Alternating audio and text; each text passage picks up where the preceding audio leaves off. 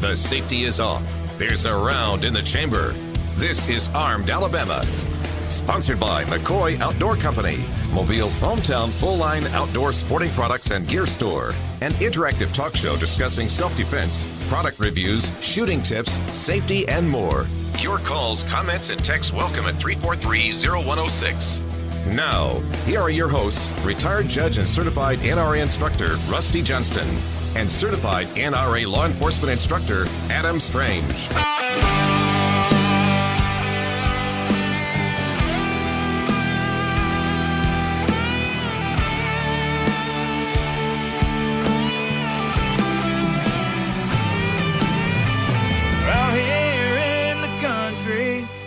Where the city lights don't shine, I live my life the simple way, and you know I'm doing just fine.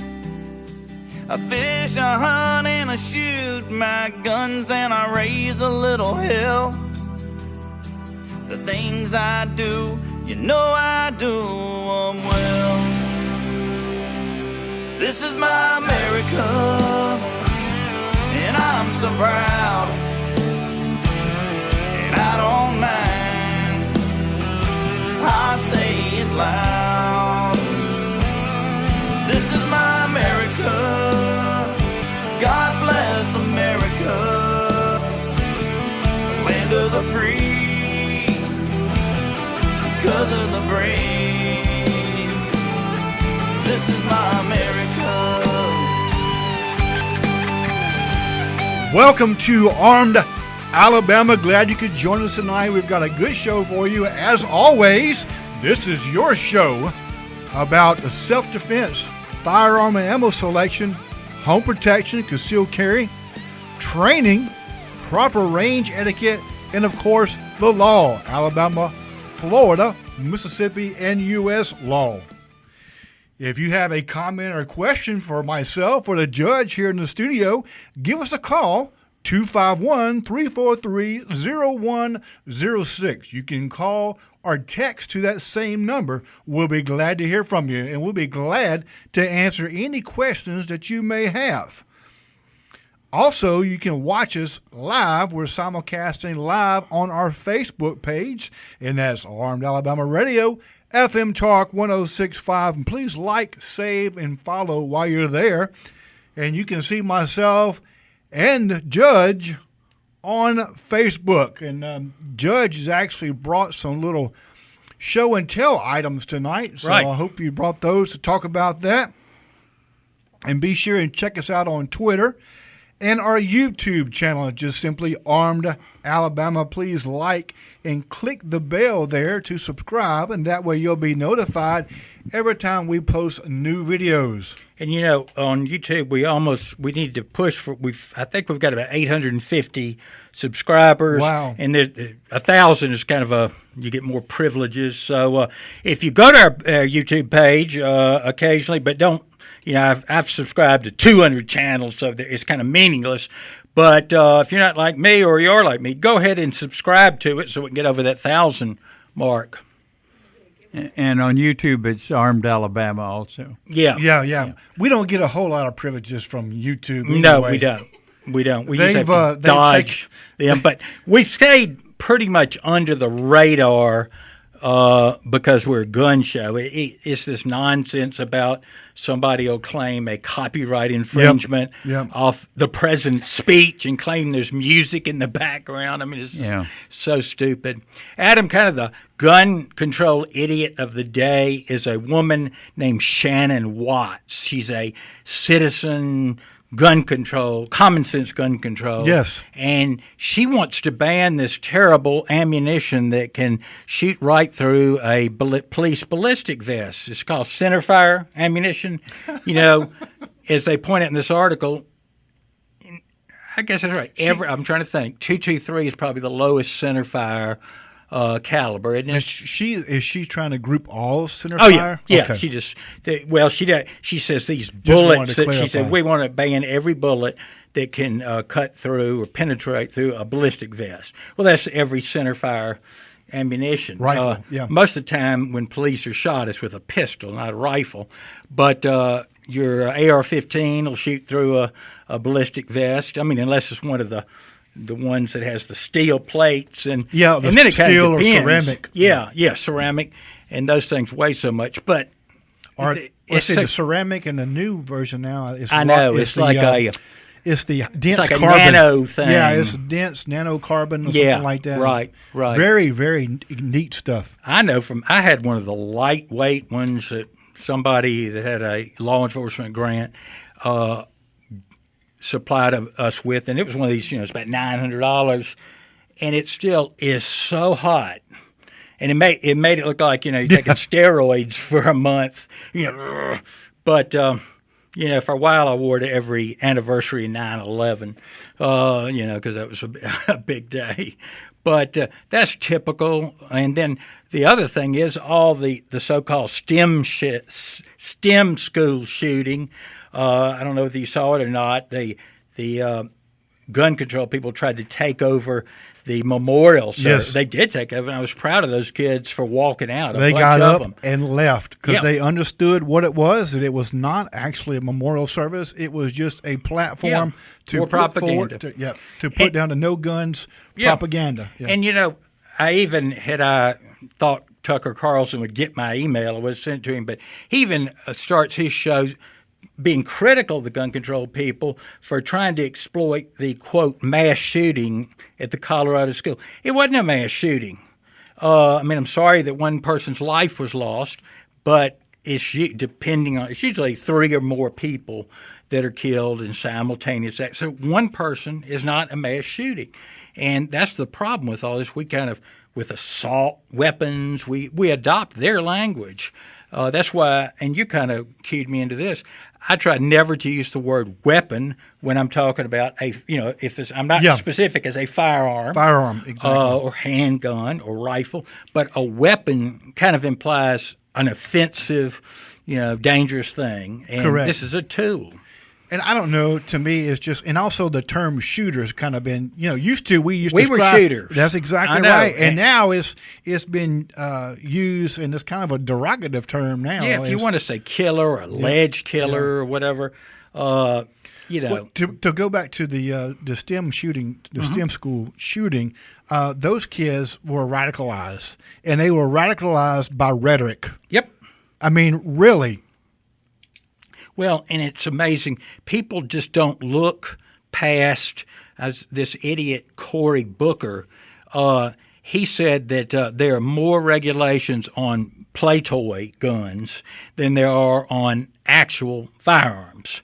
And that's just not true, And he just makes a crazy statement like that. And just make it up. Yeah, and I guess it really doesn't matter because you get what you want. A lot of controversy with the NRA. As I tell everybody, if you're in the NRA, write those board members and tell them you want a house cleaning. If you're not, I can understand not joining right now until it's cleaned up. But join Gun Owners of America or Second Amendment Foundation or one of those because we need to help keep alive this fight. I see former Congressman and Lieutenant Colonel Alan West is on the NRA board, and boy, he ripped into them about their lax bookkeeping, and there's all this stuff about LaPierre, like paying for clothes, the typical abuses you see when somebody's been in office a long time, and you can't keep that covered up, and that's why. What's his name? Oliver North is not president anymore. He wanted to get rid of LaPierre, who, by the way, I read a book about all these old fights in the NRA. They said they don't even think LaPierre was a shooter before he was hired by them.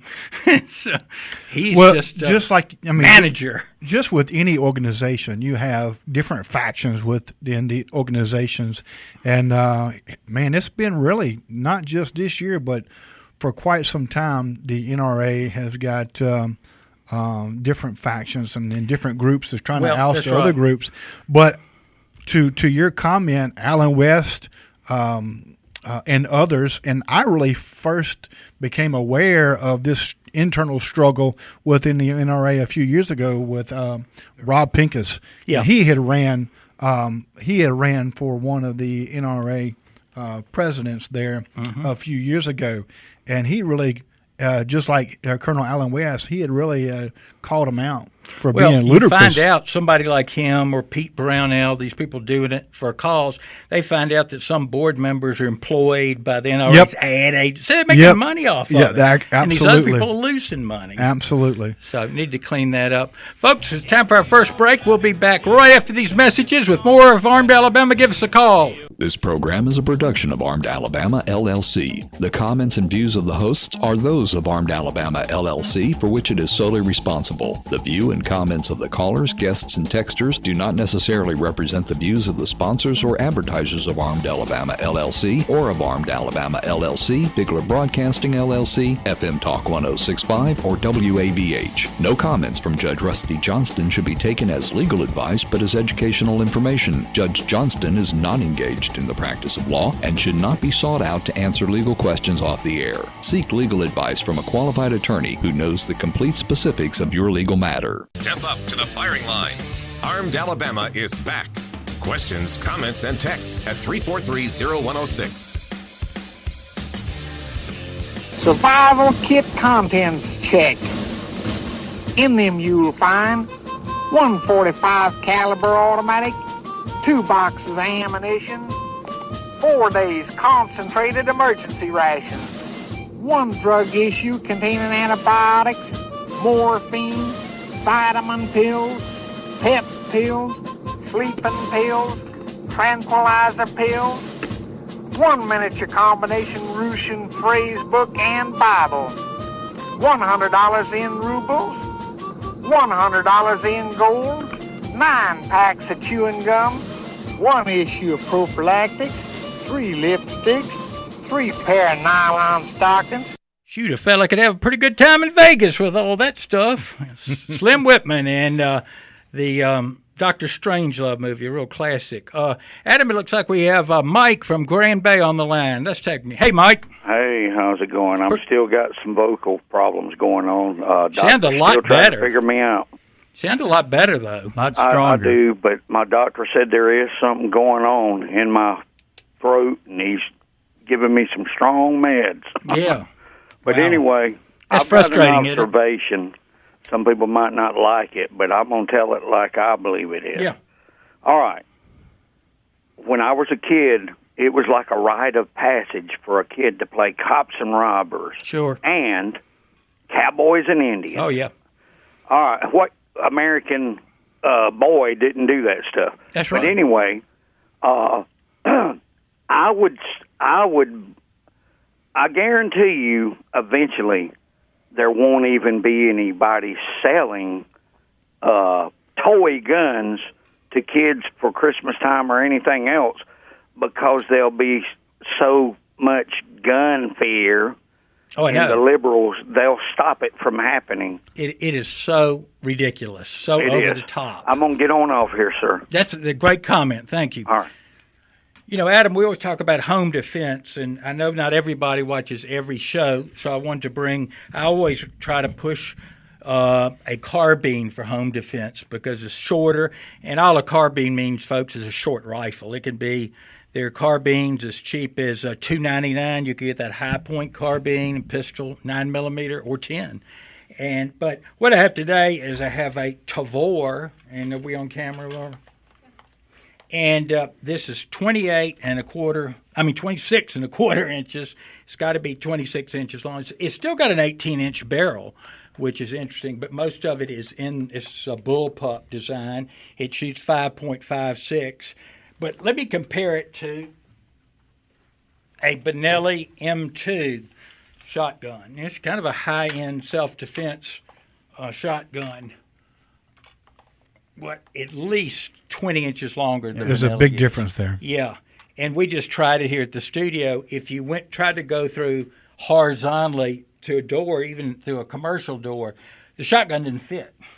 And, you never know when you get excited and you start running down the hall with it this way and you get caught in your own door. Well, if you don't train with a shotgun in that capacity, when it comes time to be able to utilize it, you're not going to be able to utilize it correctly with the adrenaline. Well, that's right. And, a lot of people may be bird hunters. They shoot, dove or whatever. That's not the same thing as using buckshot at close range. Just inside a house, yes. Yeah, and, you need to take a target out and to show yourself, okay, the pattern is as big as a pie plate here, or as small as a pie plate or a salad plate. Yeah, it doesn't spread 3 feet wide. Exactly. It that's does the not big spread. Myth. Yep. And if you're comfortable with one and get it short enough, a shotgun's fine if you use it. But you still got the drawback that Benelli, I think, holds 8 or 9 rounds.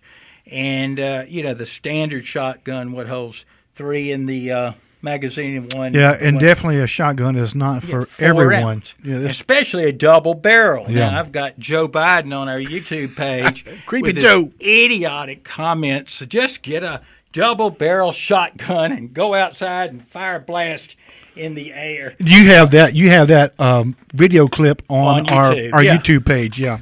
So if you want to see that, go to our YouTube page, Armed Alabama, and you can see Creepy Joe and his comments regarding utilizing a double-barrel shotgun, walking out onto the porch or balcony and shooting up. Yeah, and shooting in the air. Can you imagine? Both barrels, he says. Now, how idiotic. I don't think he means at the same time, but you don't have any ammunition left. One thing I'm going to show on YouTube, on Facebook, this Tavor here is really kind of a cool design. First of all, I'm going to get of course, it's unloaded, as we see from the yellow chamber flag, but let me get the chamber flag out.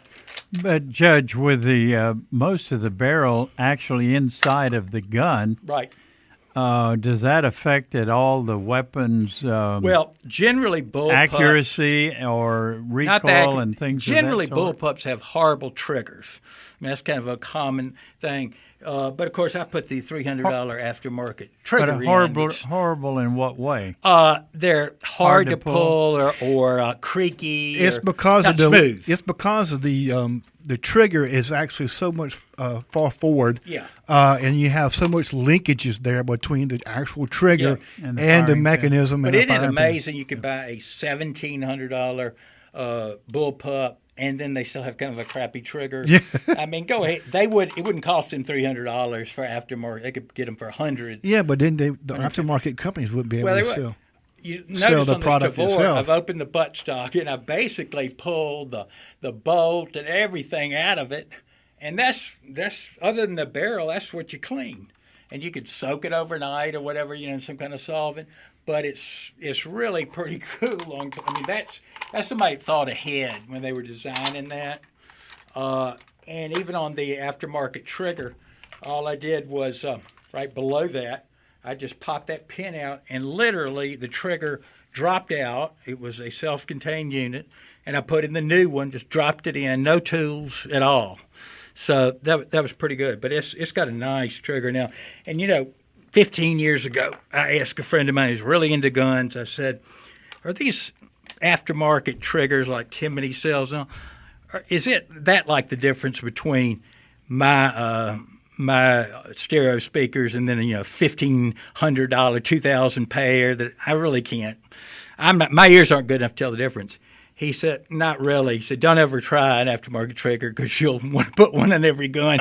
And he's right, I tell you. And most guns, they make them for about a dozen models, I guess. But most of them are really easy. Of course, my AR, being a Colt, they have some weird proprietary size pins. Yep. And it took a lot of work on that one. It wasn't a drop-in. But anyway, it's on there now, and it is really nice. I would have been shooting so much better had I had one of those triggers the whole time, and not the military one that came with it. But let me ask you a basic question. For home defense inside the house, you still say a pistol is really your best? Well, mine is a carbine. That's what I prefer. I've got several carbines in different rooms, and this is the most expensive, on a rack, loaded, ready to go. And the reason is, number one, it's so short. But see, I have, 1, 2, 3 points of contact on that, or even 4 if you count forearm. So instead of 1 or 2 with a pistol, if you're holding a flashlight, may just 1 point of contact. So basically, it's easier to hold it steady. Oh yeah, for the average individual who may went to the range a couple of times in their life, or her life, then a carbine is a very good choice. You don't spend $1,700. The high point ones are lots fine. Of They're $299. The only downside is they have 10-round magazines. I think there's an aftermarket that's 15 rounds that you can use in it. But, of course, this one I've tricked out with the EOTech sight, which is not – it's a reticle. I can't even pronounce the word properly. It's not a magnifier, but if you get that lined up – now I've got it lined up for 20 feet because most of the time you'd have it lined up for 100 or 200 yards or whatever. It's very easy to change, but, I don't want to do calculations in my head real quick. Okay, but I've also got a green dot laser on it, which you can put them both on the wall and have the green dot line up with the red dot, and then I had one coming out of it. So get it all. But no recoil. It's a little heavier than I would like. It ought to be about a pound lighter. I'm sure the newer versions maybe are. But the thing about it is that weight is close to your body. It's close to your body, and that reduces the recoil. I mean, there's essentially no problem. But I've also got a Beretta Storm. I've got an M1 carbine, which they're new M1 carbines that Auto Ordnance / Car Arms make. They're nice guns. They look like the old ones. And if you don't care about having a collectible piece, get the new one. It's going to work properly. But and they're also make self-defense rounds for that now. Hornady does, so you don't have to get a full metal jacket. I love shooting those things. Oh, they're really cool. So much fun. But I've heard that Viet Cong were shot a dozen times with those, and they never stopped. That's what I heard. I wouldn't want to get shot with. It's about the energy of a 40 caliber, too, by the way. Folks, we got a break here. Remember, our number is 251-343-0106 here at Armed Alabama on FM Talk 106.5. Give us a call or text either with a question or comment. We'll be back after this break.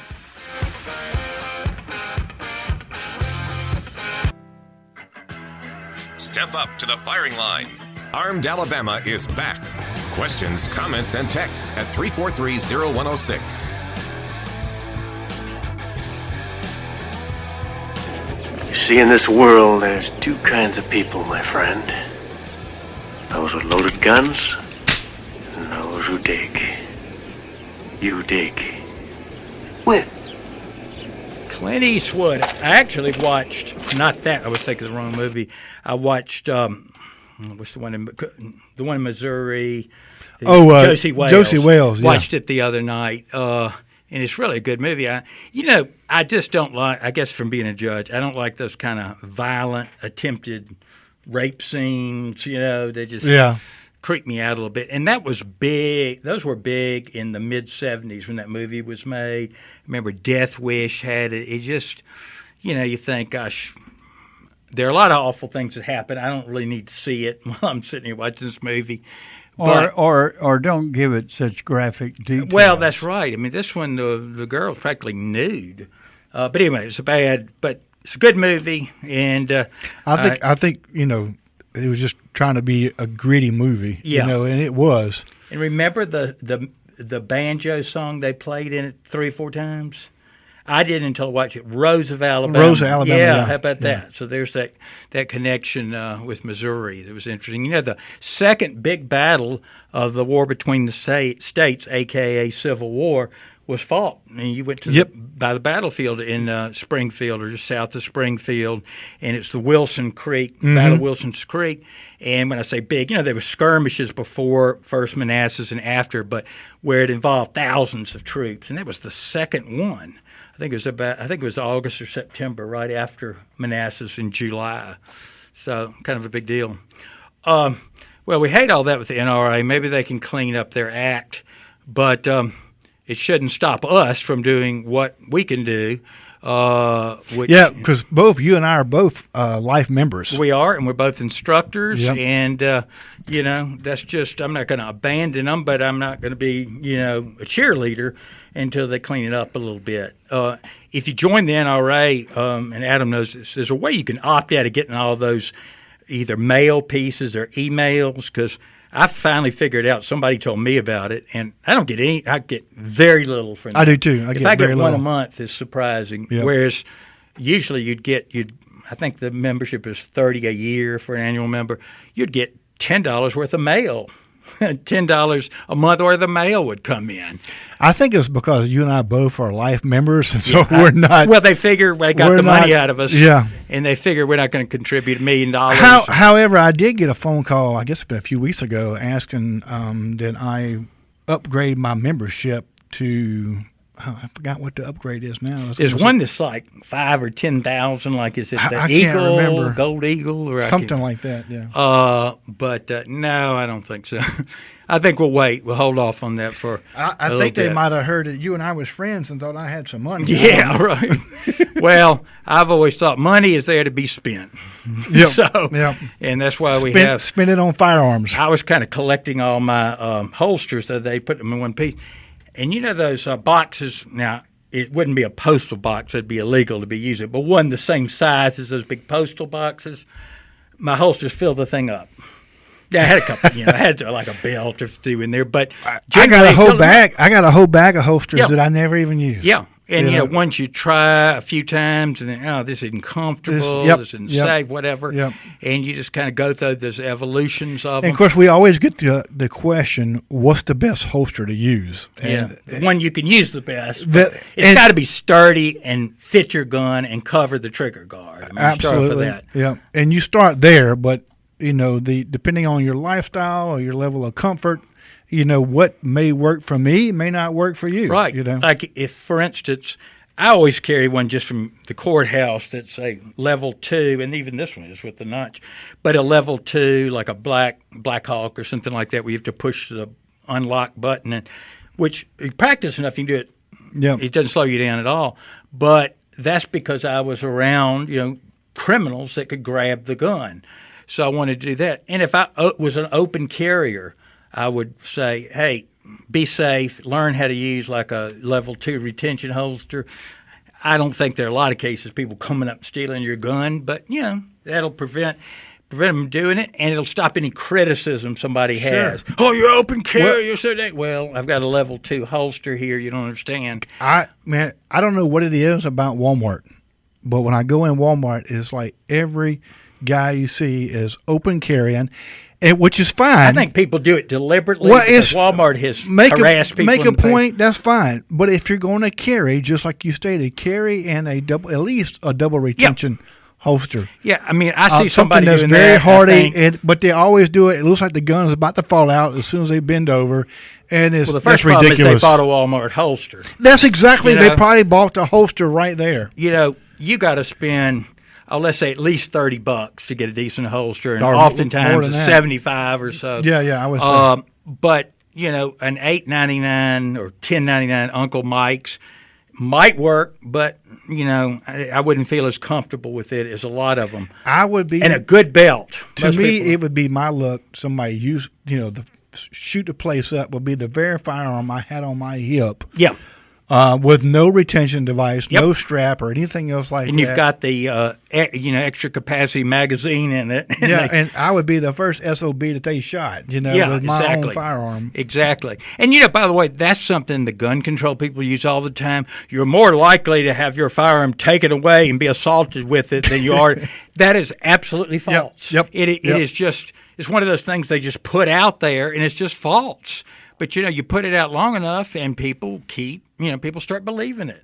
There are a couple of them like that are just nonsensical. So we talk about holsters. I mean, I've got, like I said, we got a drawer full of holsters, bag full of holsters or whatever. But the best holster I got is one I have on right now. It's a in the waistband holster. Then I carry my Steyr M9, which I got different firearms that I carry. But this holster I had is made by a friend of mine. I'm not going to give his whole name, but Mr. Brooks. If you're listening, made to the holster. He made for that holster. Yeah, I mean, he made it. It's a custom made piece, and he made it probably about 7 years ago, and I still carry it today. I don't know what I'm going to do when this thing wears out. Well, he'll make you another one. Now, is that inside your waistband? Yeah, inside a waistband. Yeah. He's thin enough to do that. But and I also, but is it square on your hip or round toward the back? Or no, it's on my hip, just on a little on the. You got to buy pants about an inch bigger, or have the ones a little elastic in it. I like them grandpa pants. Yeah, they had the little elastic in it. Yeah, and the excuse you can use is, I have them carrying a firearm. Yeah. Sometimes I don't. Yeah, well, I'm pushing 50, it's so not because of my waist. He'll be there soon enough. And by the way, McCoy's has a great selection of holsters. Yep. I've got They have a great selection of firearms, period. A SIG 230, which is a 9mm, but it's almost a full-size handgun, semi-automatic. And they had a Black Hawk holster for it.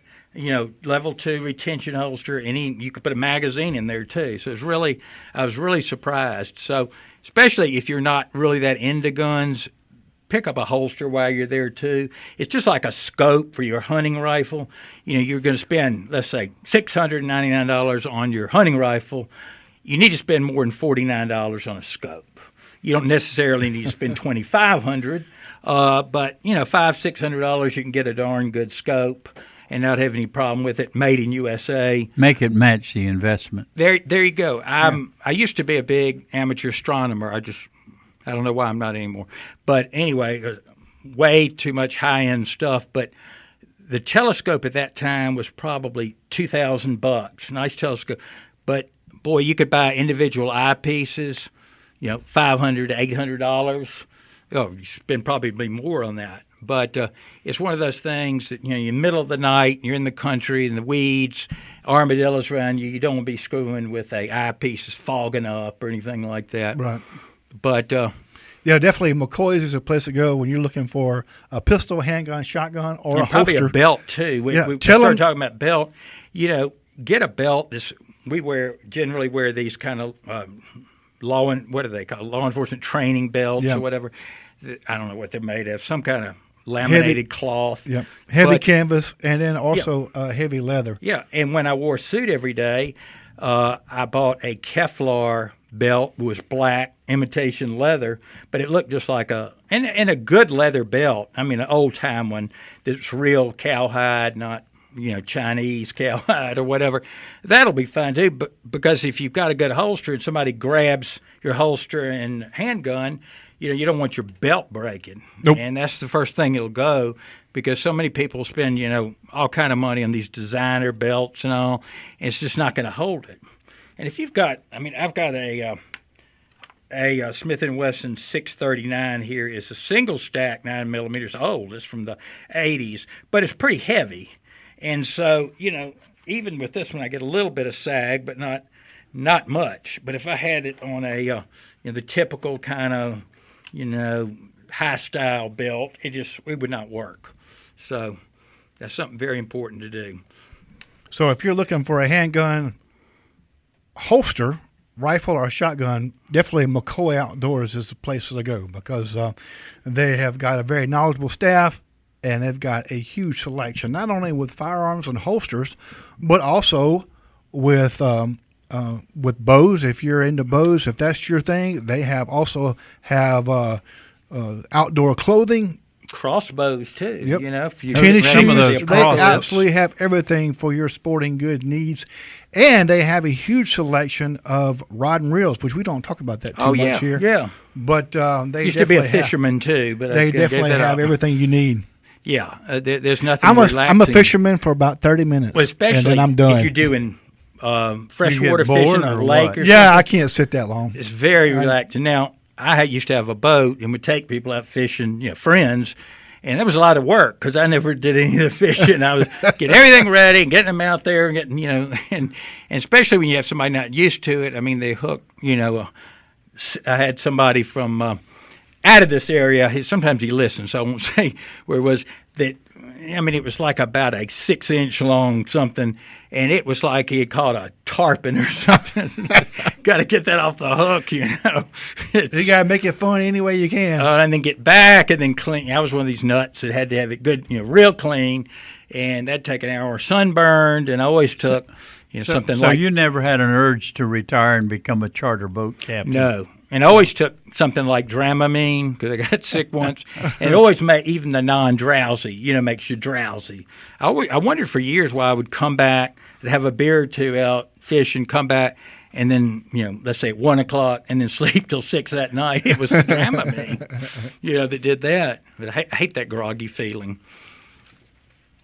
So speaking of drugs, before we go into a break, we got to go into a break right now? I'm getting a break signal. So we're going. All right, we'll come back after these commercials with more Armed Alabama. Step up to the firing line. Armed Alabama is back. Questions, comments, and texts at 343-0106. I don't know who you are. I don't know what you want. If you are looking for ransom, I can tell you I don't have money. But what I do have are a very particular set of skills. Skills I've acquired over a very long career. Skills that make me a nightmare for people like you. If you let my daughter go now, that'll be the end of it. I will not look for you. I will not pursue you. But if you don't, I will look for you. I will find you. And I will kill you. Good luck.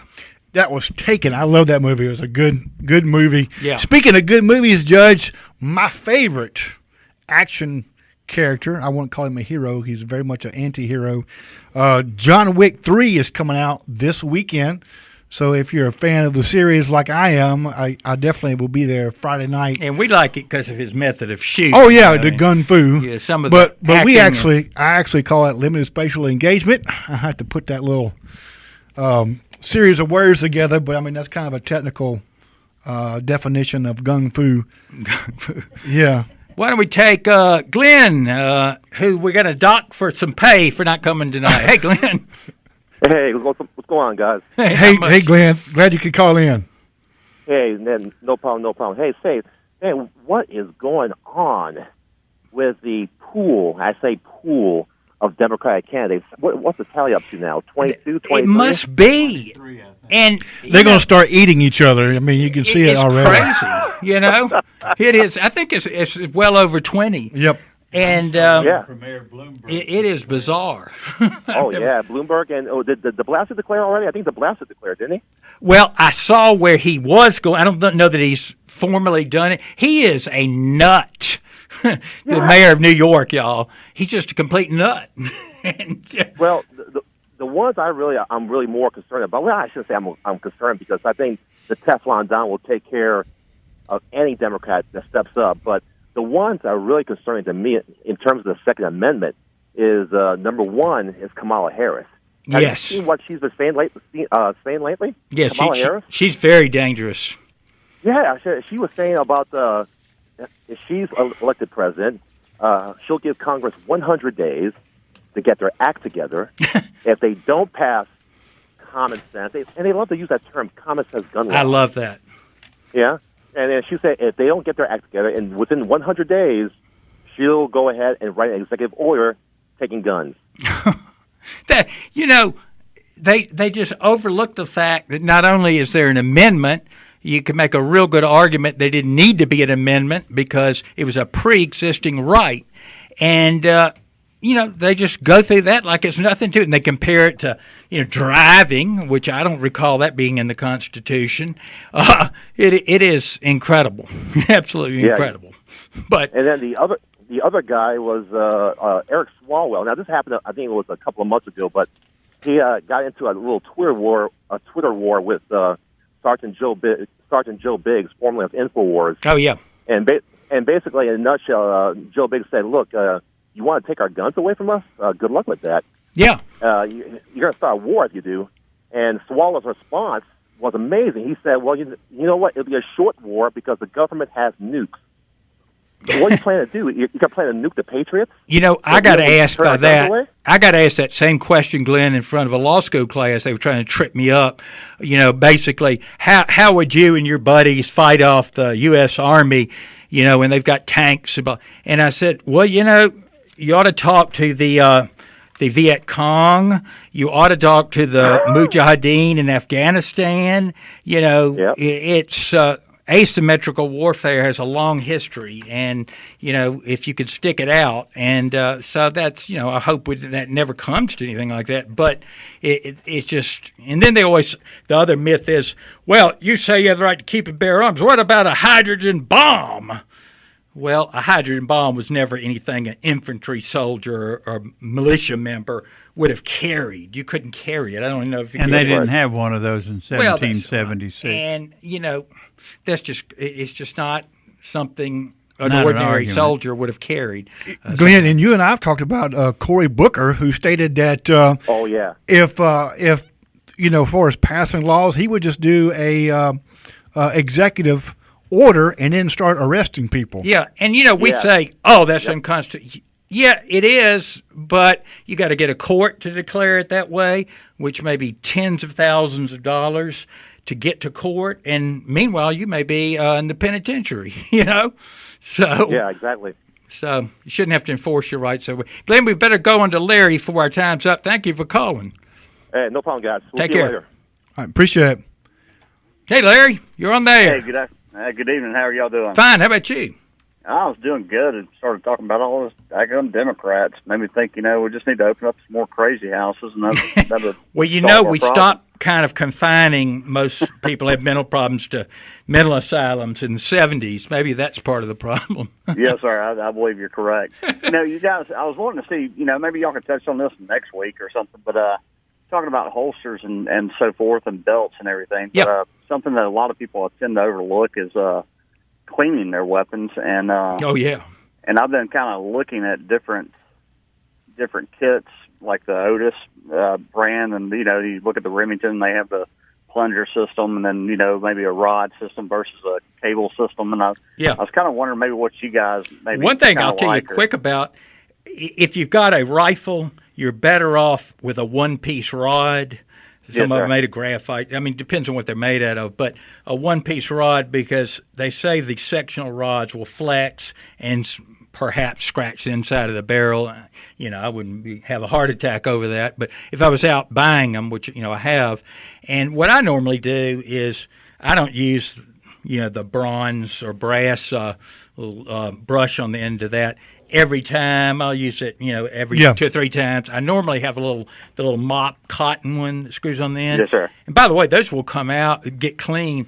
Soak them in Dawn and ammonia and hot water, and clean it with that, and you can get all that crud out and use it again. Just let it air dry. Yes, sir. Yes, sir. Well, I here recently had the privilege of a friend of mine's father-in-law had passed away, but I had the privilege of cleaning 2 weapons that were in his safe. And one was a 1937 Ruger, and the Luger, and the other one was a 1909 1911. Oh wow! Yeah, and I bet they were just from dust and all, kind of frozen up, probably. Actually, they weren't in that bad of shape. Yeah. I was surprised. They just needed some tender love and care. But, talking about, sitting there at your house and you've got those 2 icons in front of you is kind of humbling. Oh, and that Luger is interesting mechanics when you look at it, how it works, because I've got one. Sir. So we got to run. We're near the end of the show. Larry, thank you for calling. I'm going to bring in some cleaning products next week. We'll go over that. Yes, sir. Okay. Hey, terrific. Have a great night. You too. Thank you, Larry. Appreciate you calling in. Yeah, a lot of people will leave a gun in their drawer by their bedside table for years and never shoot it, never clean it. Not that but once a year you probably clean it, especially a revolver. Especially all of them. Look, we all have those safe beauties that sit up in the safe, and it's easy to let them sit up in there for a year. Yeah. And some of them I have that just are collector's items, and necessarily don't shoot them that much. Oh, no. One is a Garand. I may have shot that maybe once in 2 years, but still periodically take those out and clean them up. Just clean everything. And I think, what have I done? I've got all these guns that I need to put back together. Sometimes it's kind of a hassle to drag the cleaning stuff out, and then when you get it out, you're like, okay, well, I'm going to clean this one, and clean this one, clean that one. The stuff McCoy sells, and it's by some big Remington or somebody, but it's basically sprayed in, and it gets all the gunk. It's kind of a dissolver of all the oil and everything. And then I clean it normally with brake-free or rim oil, after that. But, well, it looks like we're near the end of our show, Adam. Now, you are going to be off for 2 weeks, next week and the next week. So we'll wish you well on that, and we'll do something next week. Y'all have to put up with me. Want to thank all of our sponsors for being with us today. We couldn't do it without them. And remember, you can go to our YouTube channel and watch some of our new videos, subscribe, and then like our Facebook page. And we'll see you next week, 7:05 p.m.